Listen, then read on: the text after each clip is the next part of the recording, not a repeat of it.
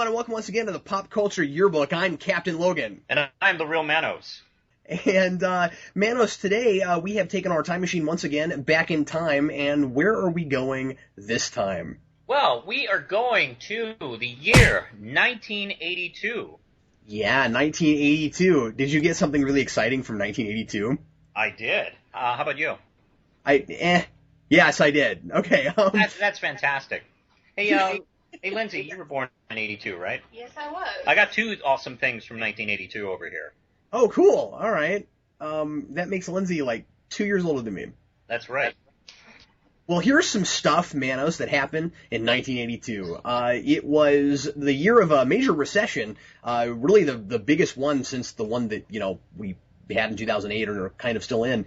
It's the year that the Vietnam Veterans Memorial in D.C. was dedicated. Time's Man of the Year was the computer. I remember that, actually. A lot of people thought that was kind of a joke. Yeah, and these days they kind of still do stuff like that. I forget what it was last year, but it wasn't a single person. It was kind of... Wasn't it you? Wasn't it everybody? I think it was the goofiest thing ever. Yeah. It was the first CD player sold in Japan, and it was the first time we got photographs of Venus. In entertainment, Michael Jackson's Thriller came out that year. Elvis Presley's home Graceland was first opened to the public, and popular films included E.T., Rocky III, Star Trek II: The Wrath of Khan, and Poltergeist. And popular musicians included the Steve Miller Band with Abracadabra, Survivor with Eye of the Tiger, and Chicago with Hard to Say I'm Sorry. In television, it was the debut of the late night show with David Letterman, T.J. Hooker, and Knight Rider, and Cheers. And Manos, can you guess what, the biggest single comic book thing that happened that year was? 82. I'm going to guess, was that the year of the Phoenix? Nope. That was Daredevil 181. That was Death of Elektra. Oh, okay. Well, that was close. Somebody died. You were close. So now we're going to find out what Manos chose from the year 1982. Manos? Well, it's funny you ended that on a comic book note, because that's what my choice is. It is one of my all-time favorite comics, specifically The Amazing Spider-Man. It's issues 229 and 230. It's a story entitled Nothing Stops the Juggernaut. Would you believe I almost picked that? Ooh, wow. This would have been a short show. It would have. Anyway, it's written by then writer Roger Stern and drawn by John Romita Jr. and Jim Mooney. And now, this is back during Peter's, I guess late mid-college days. And it starts off with a dream where Madam Web, who has been his Yoda in a way, giving him guidance, not too dissimilar to the way she did it in the 90s hyperactive show that they had. And she has this weird dream that he's fighting this giant beast, and everything's all kind of stretchy and weird. And it's kind of creepy because she has no mouth in the dream. She can't scream until she wakes up and does so. And first thing she does is call Peter Parker, and because she knows who he is. She knows that he's Spider-Man, and she's been sort of guiding him along. And tells him, hey, someone's going to try and do harm to me, so I'm going to call you back. So I'm sure that's a call he enjoyed getting. And let's see. Meanwhile, we go to Black Tom Cassidy, who's one of the sort of X-Men villains, and he thinks that Madam Web would be a great ally for him to use because of her psychic powers. And unfortunately, he doesn't know too much about her. He doesn't have that much information. So he brings in the Juggernaut to go get her. And let's see.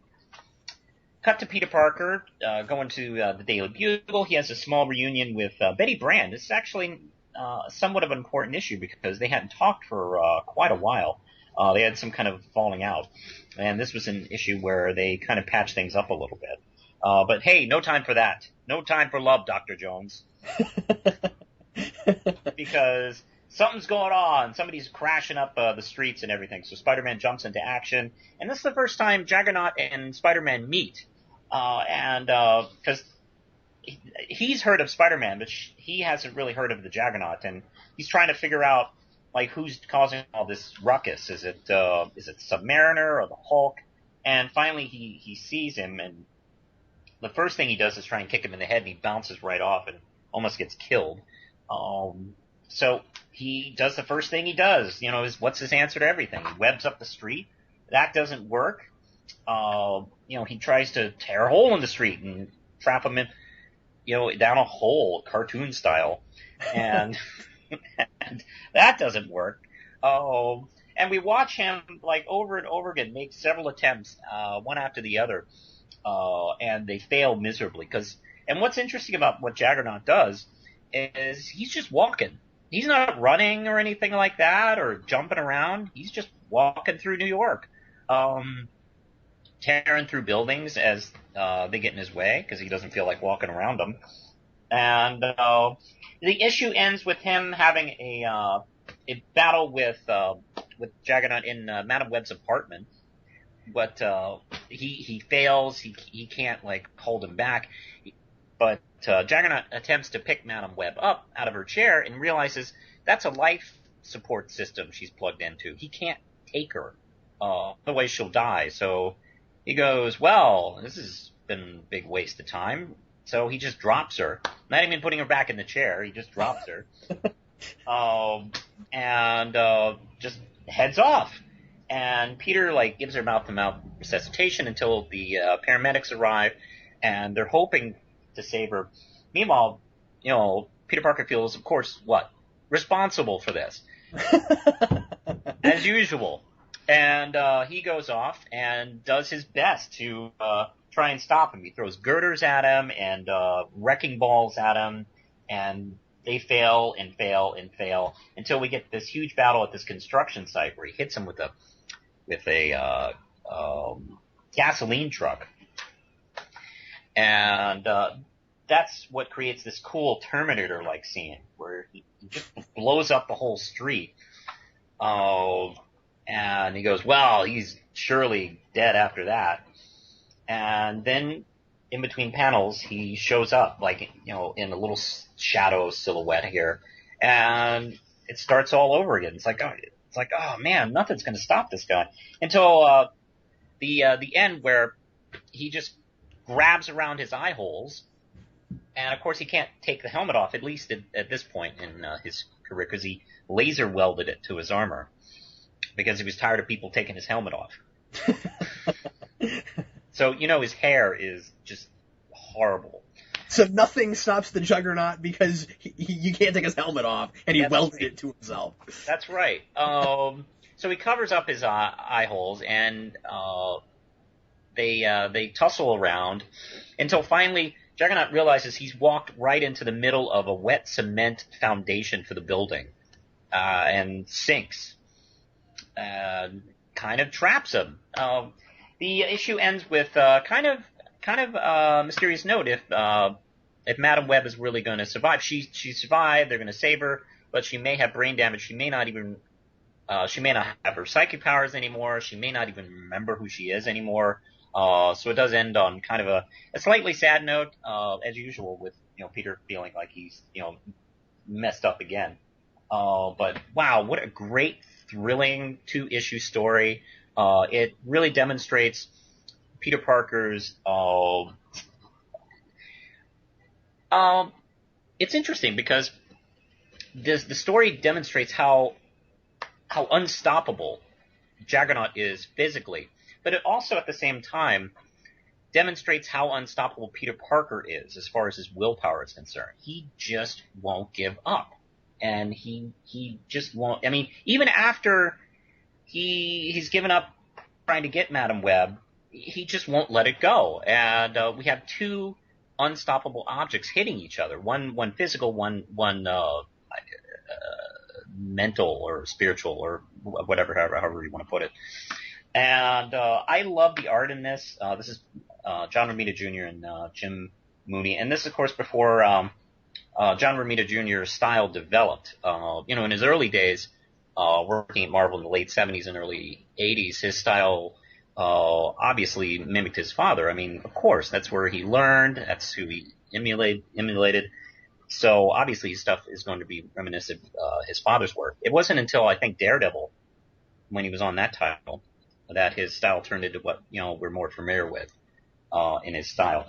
I love the pacing of the story. It's a very action-packed story with still a lot of humor, and there's the character choices here and there that really kind of push the story along, and nothing seemed really gratuitous.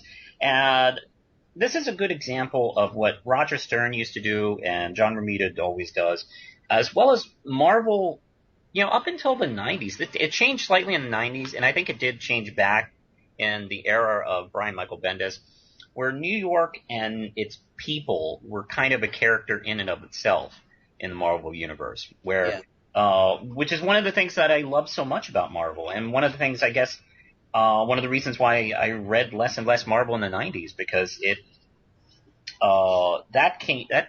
you read a lot of 90s Marvel, I mean, it did seem to kind of fade away. Like, sometimes they didn't even have backgrounds in their books anymore.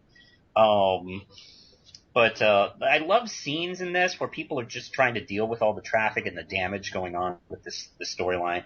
The cops doing what they can. There's a neat scene where he's tracking Juggernaut, and it's just one simple panel where you see some wreckage in the street, and this car is demolished, and its owner is sitting on the car just with his head in his hands, going, "What am I going to do now?" So, I'm looking at that panel and thinking, man, that guy probably couldn't get to where he was going that day, and he's thinking, oh, man, what am I going to do to pay for this? That's a great point. I mean, how many times have you read a comic book and you saw, like, a whole city block get tore up, and then we just move on, and the book doesn't even consider there were people there? Yeah, and that's one of the best things about Marvel. I'm glad over the last few years they've kind of been bringing that back, and I got to really kind of contribute that a lot to Bendis, and some of the other writers too. Like JMS, I think, really did a lot to that. Maybe, I don't know, Joe Quesada, I guess. But yeah, I mean, in the 90s, a lot of Marvel comics just became all about, these kind of image-like poses and stuff like that. Where, I don't know, I guess a good way to explain it is it looked a lot like, in a weird way, like the Teen Titans cartoon, where the city's there, but you only see the superheroes fighting. Yeah. And there's nobody, like, you don't see any populace or anything like that. And that, I think that's what brings a lot to a story, and a lot to the superhero stories of Marvel, and, good DC stuff. I really like it when you pick old comics, especially stuff that I don't happen to have on hand. Me too, and I don't get to talk about Spider-Man as much, because I stopped reading Spider-Man shortly before I started reading, shortly before I started doing videos.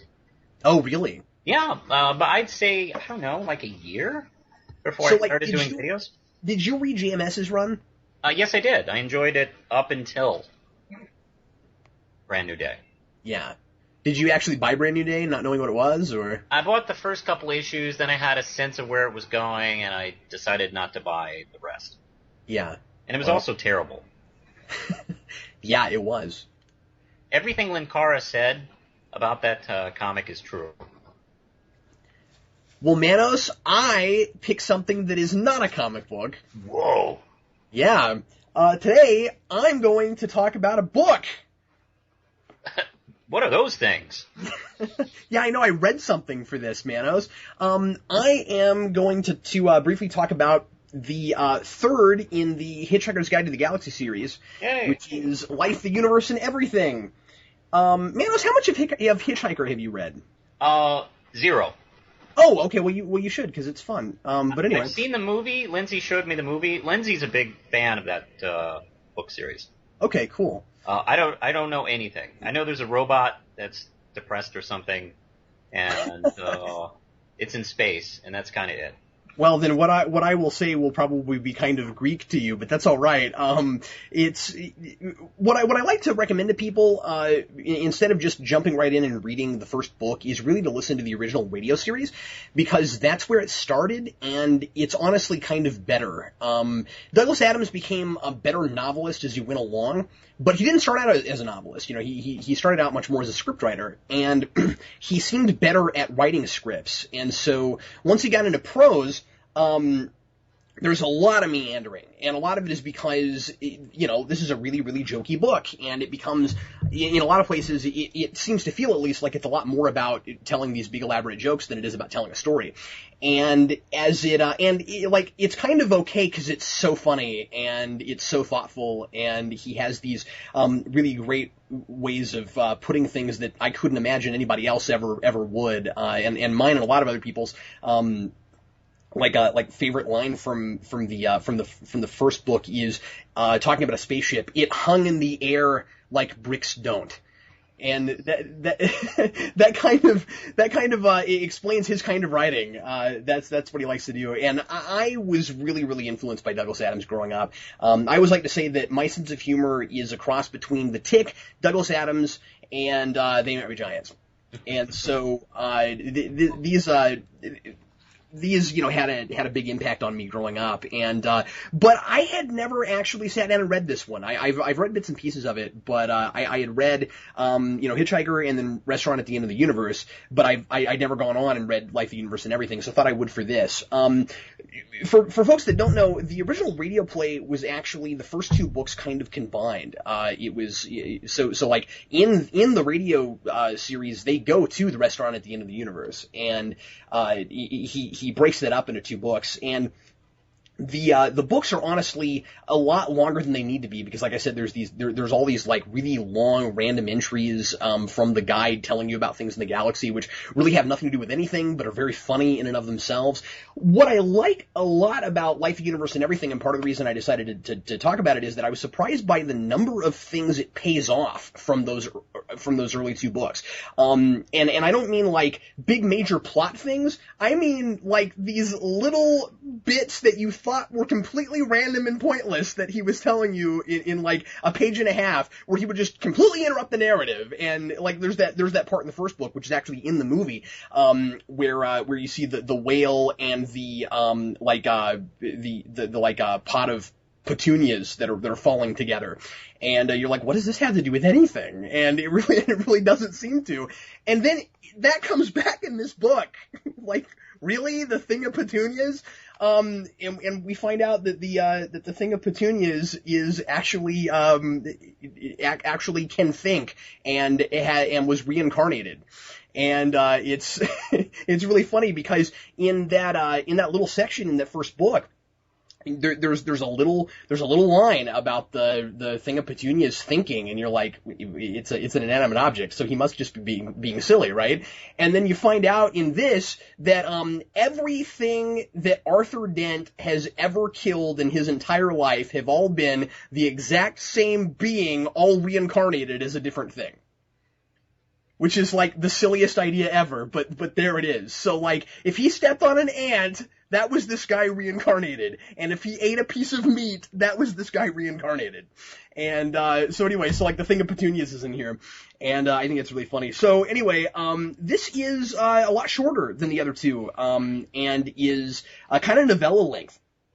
And the story's pretty simple. I actually think that he does better with these kind of shorter pieces, because it doesn't meander as much, and when it does, he comes back somewhere and you find out that the thing that he wandered off about was actually important, which is kind of nice. And what he does with this one is he has this one is a lot of time travel, and he has Ford and Arthur and basically the entire gang from the original book, and I was kind of surprised to see everybody back.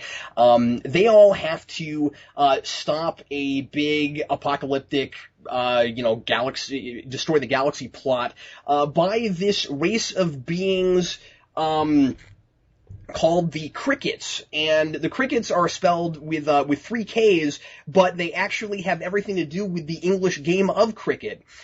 which is really funny because the English game of cricket was apparently actually, according to this, invented based on their first attempt at destroying the galaxy, and it ends up just becoming this really dull game that nobody understands how it's played, and then.